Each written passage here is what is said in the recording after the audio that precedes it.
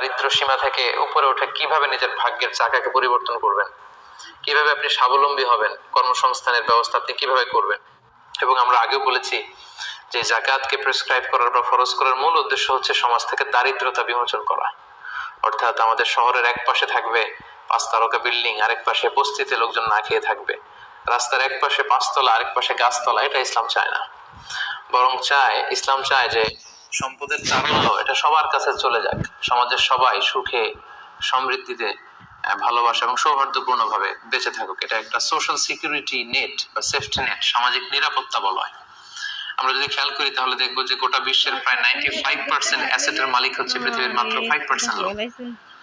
মানে এই পৃথিবীর মাত্র 5% লোকজন বা ফ্যামিলি পৃথিবীর 95% অ্যাসেট বা সম্পদগুলোর ওন করছে বা মালিক তারা।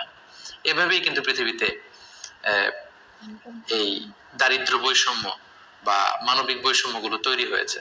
এজন্য সূরাতুল হাশরের 7 নম্বর আয়াতে আল্লাহ তাআলা এই দিকটা ইঙ্গিত করে বলছেন, কাইলা ইয়াকুনা দাওলাতান বাইনাল আগনিয়া মিনকুম।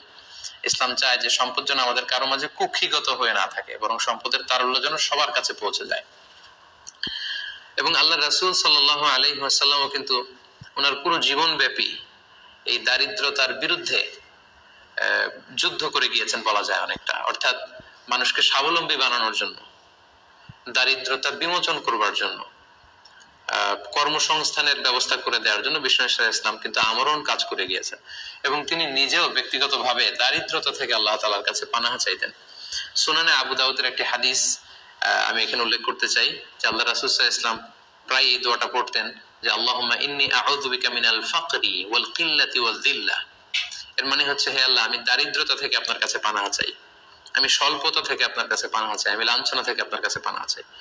তার মানে দারিদ্রতা এটা চেয়ে নেওয়া যায় না আল্লাহর কাছে, বরং এটা থেকে পানাহা চাইতে হয়। এবং এটা থেকে কিভাবে আপনি দারিদ্র সীমা থেকে উপরে উঠে কিভাবে নিজের ভাগ্যের চাকাকে পরিবর্তন করবেন, কিভাবে আপনি স্বাবলম্বী হবেন, কর্মসংস্থানের ব্যবস্থা আপনি কিভাবে করবেন, সব সময় কিন্তু আল্লাহ রাসূল সাল্লাল্লাহু আলাইহি ওয়াসাল্লাম এই ব্যাপারে আমাদেরকে উৎসাহ দিয়ে গিয়েছে।